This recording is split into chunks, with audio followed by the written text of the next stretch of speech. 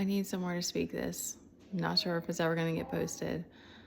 Maybe still licking the Gigantopop. The Gigantopop. Y'all, I feel like there's so many times that it's like there's been so much craziness that I feel like it's even caused me, like, I know, and it makes me, I'm gonna cry. I hope I don't cry, because I feel like when the resentment comes up, it's really that I lost my connection with God in those moments, because I love him and it's not his fault. And of course it's not my kid's fault. I don't want to resent. I don't want to feel resentment. Sorry. It's just, anyway. Okay. Back to the happier stuff. Y'all, I used to, like, you know, it was from a place of like feeling shame and like hating on myself, but I used to like fast sometimes before I knew what fasting was, and it was not in a healthy way, especially because it was like the intention was not from a loving space. And I used to be, and I have become over time like super disciplined with like eating and stuff, but like so much of that has just, I've had just, because I mean, we just have had to eat what we have and stuff. And added to that, it's like, because of that, it's like moving through so much scarcity and trying to continue to let go of my mind, because it's my mind. And my mind, I'm like, the stress burns up so much energy. And I'm like, I have to conserve energy right now. It's just been something I never would have imagined that we would have had to go through, and how much it's shown me about things. And yet at the same time, like, loving yourself through it does heal it. But I like craving I crave all this like not healthy food. Like I crave like junk food and stuff, and it's so funny to me, because I didn't actually have this moment yesterday, but like I thought it was funny because it came to me as I'm like moving through this, that it was like our neighbor kid yesterday was out there with like eating chips, and I wanted to be like, you better get your ass back inside. Take some of your chips. I didn't actually have that thought, but it came to me as I was going through this, because it's just, I wouldn't do that. Like, I love their kids. It's okay. The last thing I was gonna say is, it's like, I've had a couple of different people be like, and my mom even, like, back before we really, like, I started doing tarot or any of that, it's like there were a few different times where my mom was like, do you guys want to move somewhere else? Because it was like there was a long period of time where we were struggling to find support for Teddy for therapy, because there was nothing available here. So I don't know if I'm ever going to have the time to sit down and write my story.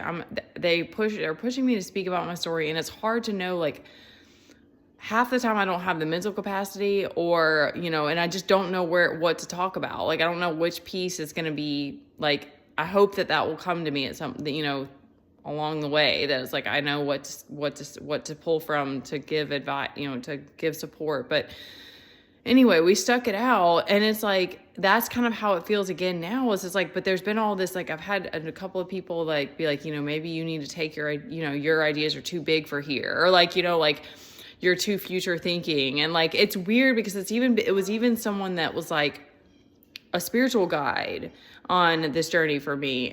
Something in me was like, no, it's not the right time. It's not the time. And so I stuck with that. And it's so weird because I'll have these full circle moments where I'm like, I do love it here. Like, I love our neighbors. Our neighbors have been cool as hell through this whole process. Like, they have not given us any shit. I even had one weird thing happen with when Teddy was going around, because he has his phases, and he was going around doing the doorbells when we were having a hard time. I was really stressed, and I don't know what the reason was. Sometimes I think it's attacks that he gets hit with, and he's just working it out. But anyway, regardless, she sent her son over to come be like, hey, your kid keeps ringing the doorbell and we need him to stop, pretty much. Like, he was super, like, they couldn't be sweeter kids.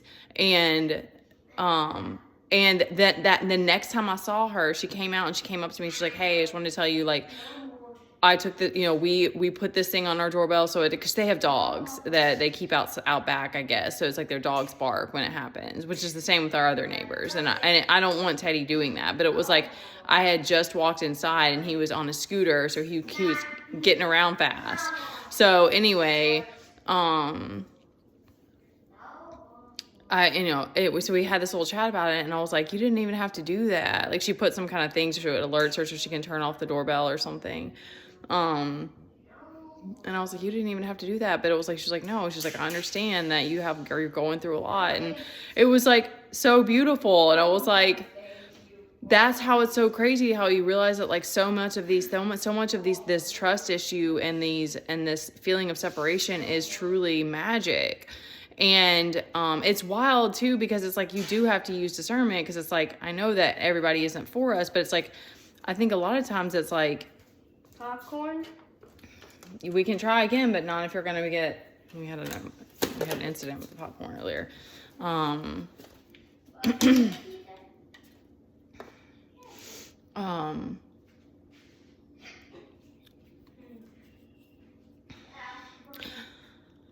Okay, let me like round this out, because it's like what it shows to me is that it's like, because like this home, I've had all these like, and there's been so many moments of feeling so unsafe here, and just feeling like at any moment, feeling like I just I feel like I'll feel not, but except for you don't feel like anxiety when you're getting ready to have. I'm gonna give the analogy of like when you're about to have a baby, because you have to get your bag ready and your body's gonna get ready, but that's very different because you're like, get this child out of me, like you're ready to have the birth, and your body literally works itself that way because it helps you distract you from how intense it is, but which doesn't last very long, you guys. Labor is insanely beautiful.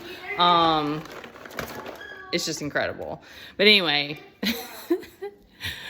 I would totally like to be a doula in this life. I don't think that would ever happen. Maybe like a death doula. I don't know.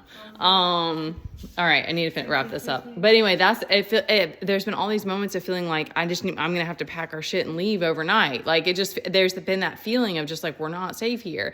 And then it's so weird because it's like every other thing, I'm like, okay, well, I don't know how we're going to work it out, where we like the logistics are not worked out. And so we just keep sticking it out, and then it'll come back full circle to like, no, God's got you. Like, that's what I wanted to say is it's like, I was very busy in my life, like before we even moved in here and stuff. And there was a lot of things that it was like, it felt like everything, it was moving really fast, and I didn't have a lot of time to think about it. I didn't know, same thing. I didn't have a backup plan of where else we would go or what we would do. And so that's kind of how it all happened. And then it's like, I haven't saved up money to like get us anywhere else yet. And yet it's like, when I come back around and letting go of the fear and the hurt and the frustration and the whatever, then God's like, I know, I've got you. Like, I'm going to help carry you through this. And those moments are just so profound, that it's like, it's not going to always be perfect, or like, it's so scary. The unknown is so scary. It can be, but it's more of like a lack of trust that we have. And it's more of like our ego is scared. I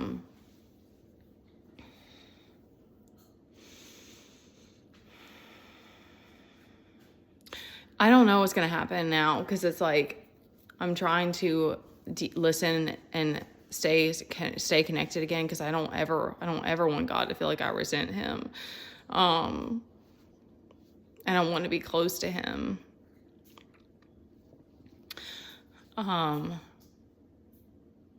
Sorry, you guys, I swear I'm such a fucking crier now. I'm a fucking crybaby, whatever. It's just how it is.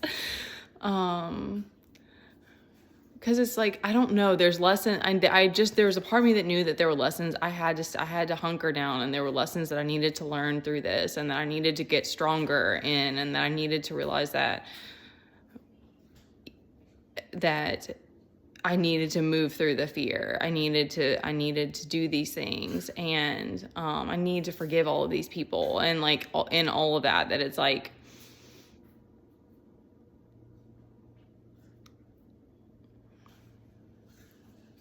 I think too, it teaches you, okay, I'm sorry, I think I already said I'm going to wrap it up, but I didn't really even this up. I think it teaches you that it's like, I've had those, all of these moments of like feeling that heaven on earth, and that it's like, you can just alchemize where you are, but there is more to it than that, of like feeling connected enough and having enough of your needs met. I mean, it's truly like, I still think it's like,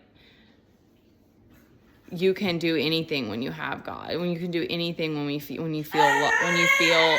feel love inside. But once you start to love yourself more, once you start to like, you want better in your life, you like, I want to create better for us, and that's natural. But it's like, if there's thank you. If there's too much on your shoulders, it's like, cause I had this very special, I'm just going to sum it up as like a very special, felt like a birthday gift. It's not my birthday yet, but it felt like a birthday gift of this channeling in this moment with this, I'll call her a shaman, cause I don't know what to call her, that, and she was just channeling God, and he was just like, just give it to me. And it was just so, he was like, just surrender it, let me take care of you. And it was just like those moments, the surrender moments are just like, it's like a whole body like release. It's just so fucking beautiful. And that's when those reconnected moments happen. I felt called to deactivate my TikTok. I don't even have all the answers why, you guys, but I know that tarot, like I know that my family like has told me tarot and dance, or I shouldn't be dancing that way, and tarot's not for me. I know that those are gifts that came from God. They didn't come from anywhere else. And so I'm not giving up on that, but I was like, I want to continue to purify and like protect these things. And somebody else may need to hear that it's like, if you're it's like there is a need for it doesn't mean we don't need to be people pleasers, but it's like there is a need for you to feel nurtured. Your gifts need to be nurtured. They need to be in space. They need to be in spaces where there's growth that's allowed. It's not just death. It's not just people sending evil eye. It's not just negativity. It needs to be in a fertile space. So that's just what I was called to do. I can't speak. I have no idea what's best for you. That's why you've got to talk to God every day and like find that connection, and he will tell you everything. All right. I love you guys. I don't know. Just keep holding the faith.